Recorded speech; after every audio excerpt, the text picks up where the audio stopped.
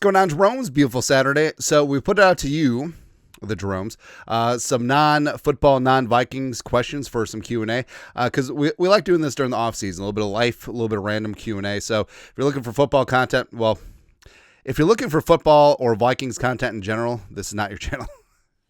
There's a lot of fluff and tangents and BS all up in here. But thank you, everyone who submitted questions. First up, Sam Brisky. I love that my favorite Vikings content on YouTube comes from a Korean Adashi. Arigato. I'm half Korean. Want to get kimchi sometime? Yes. But for real, I love your content. Plus, so it's kind of weird. So adopted when I was young, basically raised white in a white community and stuff like that. And this is hyperbole. Like I know that some people experience like discrimination and racism and all that stuff, but I never thought of myself as any different. I was never treated differently, good, bad, or otherwise. So I don't know. Like I had a good childhood. I did.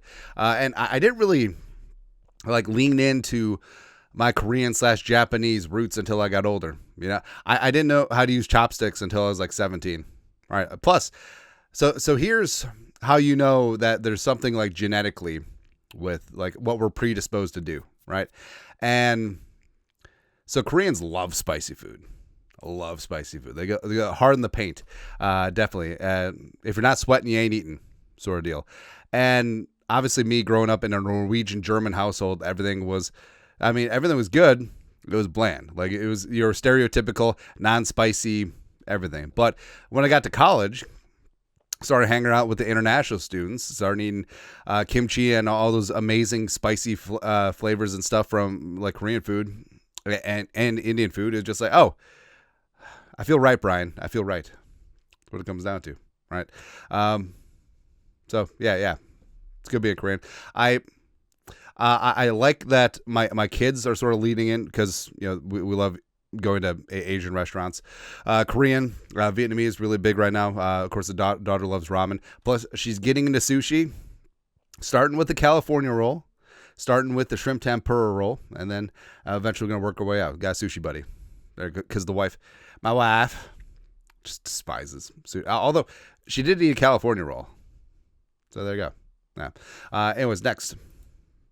John Q. Oh, well, hold on. So, I'm never really one to like think about like race and stuff like that.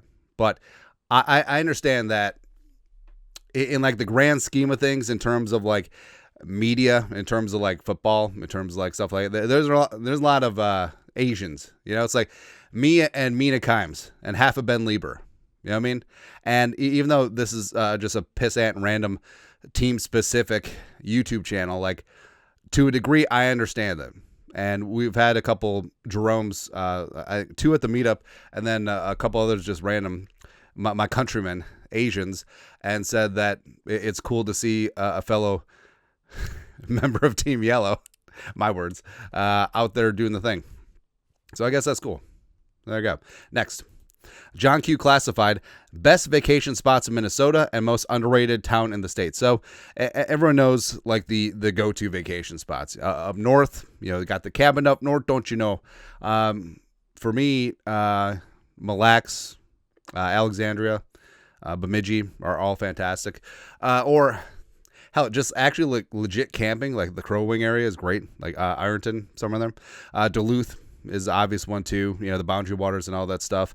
And I've always, well, obviously I'm biased since I grew up in Southeast Minnesota. I always thought that Southern Minnesota is super underrated. Now everyone assumes that Southern Minnesota is just flat and then it's got like the wind turbines and I-90, and it is that too. But Lanesboro, the crown jewel of Southeastern Minnesota, it's a great town, right? And we experienced this when we went back from Memorial Day and, you know, cleaned up graves, put out flowers and stuff. The area I grew up in, you know, the driftless area of Southeast Minnesota, it's gorgeous. Like the entire time we were driving down, like it was a perfect like bright day, but with like white puffy white clouds that looked like the opening of Toy Story, and it looked like a screensaver out there, and the kids had a great time going through the hills because, I mean, it's Minnesota, so elevation changes aren't really there, right? But going down to the hills like Lanesboro, it's great. They have a great campground, which we got kicked out of one time. It's a long story. Also, they got tubing. They got biking. They got a couple great restaurants down there as well. So, I mean, Lanesboro is a great town, right? And it's pretty close to Rochester, which I will actually say Rochester might be the most underrated town in the state, right? Because I know Rochester's famous recently because of the whole that thing. Yeah. But the wife and I actually briefly lived in Rochester before we came up to the cities, and Rochester's great. Like, Rochester has everything that you would want, and it's a smaller size town. I was born in a small town, and it's now it has a 4-year Minnesota branch. I think they're the Raptors, which is kind of awesome. UMR, and I don't know. It's a good city. It's a clean city. It's vibrant. It's got, like we said, everything that you want. And I feel like it's growing all the time. Yeah, and I feel like it maintains like a smallish town, but it still has all the big city amenities. Like, one of our favorite things to do on Saturdays was, well, the wife would run, the 5K with like the 5K group. I would watch. And then we would go to the farmer's market. And so it was the farmer's market off of, I think it was down near the Civic Center. Yeah. And there was this old lady who sold this amazing, like, I can't describe it. It's like oatmeal sourdough. Like, it's something that you can't really put together. And also, she had like these jams, preserves, and stuff. I hope she's still around and kicking. She was 89 when we were down there, and that was like 10 years ago. I don't know. But in terms of like sense of community, because that's something that we miss, where, we're living in the burbs, and you know that you're living in the burbs, right? You don't really have like a close-knit small town feel. Where, I mean, Rochester, I always judge towns by the dive bars. Like, Rochester does have a thriving dive bar scene, not gonna lie. So, also they have some great like homey restaurants. Like Beatles is great off of Second. If you go to Beatles, get the club sandwich, because they roast like fresh turkeys like every other day. So it's like a legit like turkey in the club. It's great.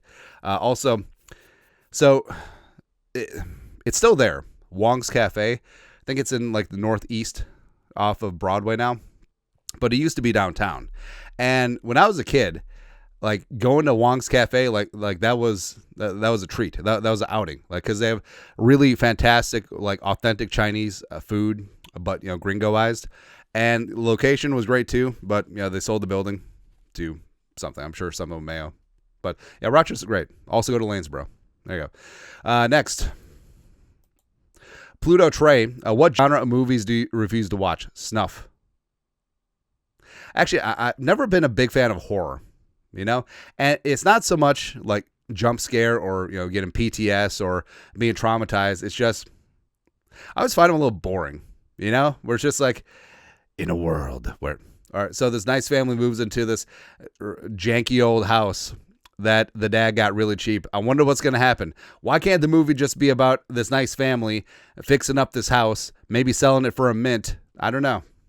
You want to play a game? No.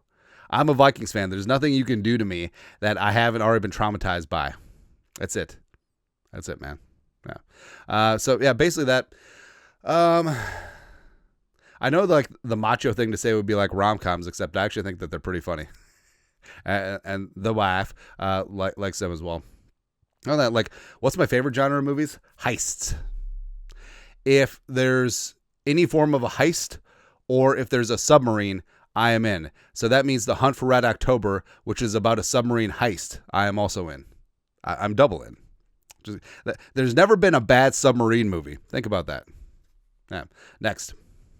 Like Down Periscope with Kelsey Grammer. Let's go. Maddie Fisher. I'm in Seattle. Did you live out here before or just travel here? Do you have any fun hikes out here? Hikes. So I do like getting steps in, but usually it's perusing a farmer's market. And I know I should be more outdoorsy and stuff like that. Like, it kind of sucks that football season syncs up with hunting season in the fall, because that was a really good way to get in steps. But overall, like, I did not live in Seattle. Out there a couple times a year for work and leisure. As a kid, went out to Seattle like half a dozen times, something like that. It's a great city. It certainly has its flaws. I mean, so does Minneapolis.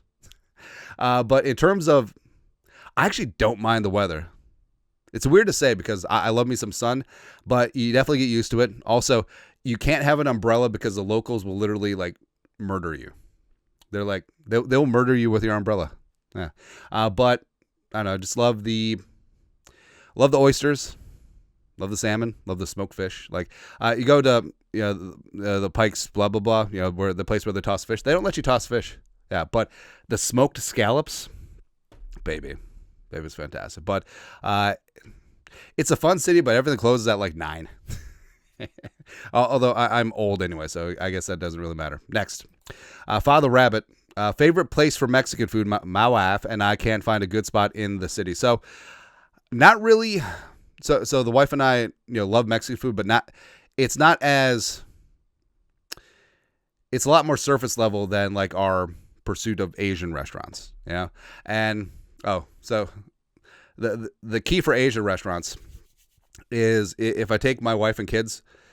If my wife is the only full white person in the restaurant, it's a good restaurant because that means that the Asians actually bring their families there. That means it's legit. So, but we're definitely like surface level, like Mexican enjoyers. So the chips and salsa, margarita for me, and the basic like enchilada burrito and stuff. So that's our bag. But also I don't want to like triangulate myself, but this is South Metro.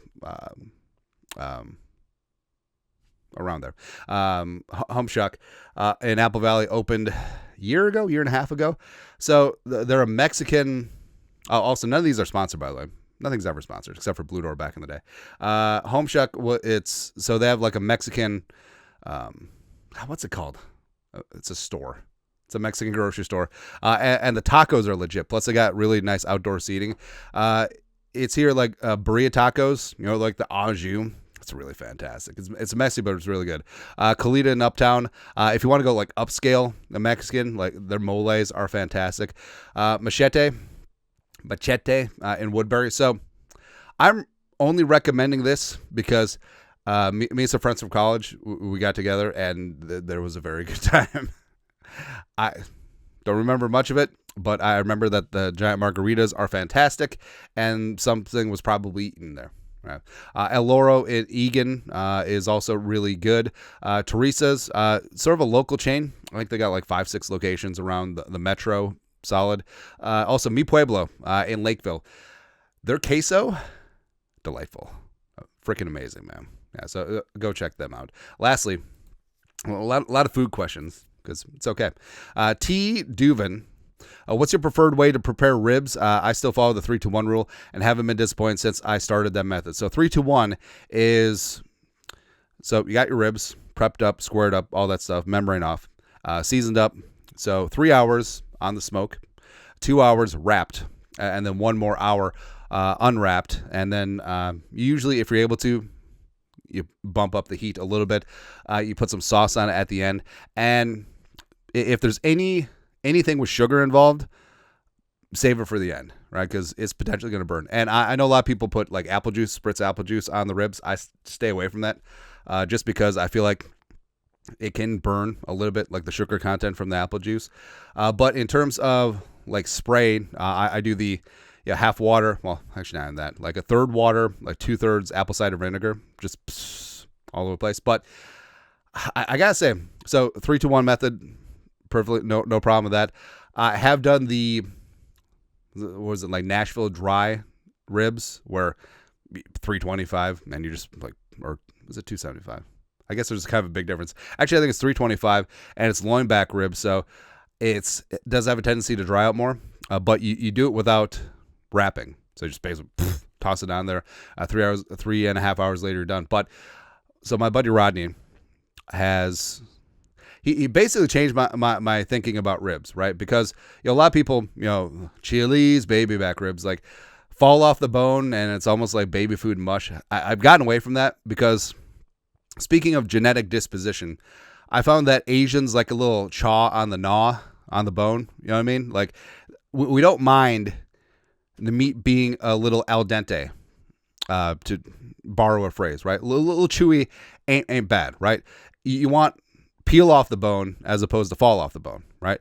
And long story longer, my guy Rodney, so he actually oven roasts the ribs for like 2 hours and then seasons them up, puts them on charcoal, and finishes them for about 2 hours, like in direct heat.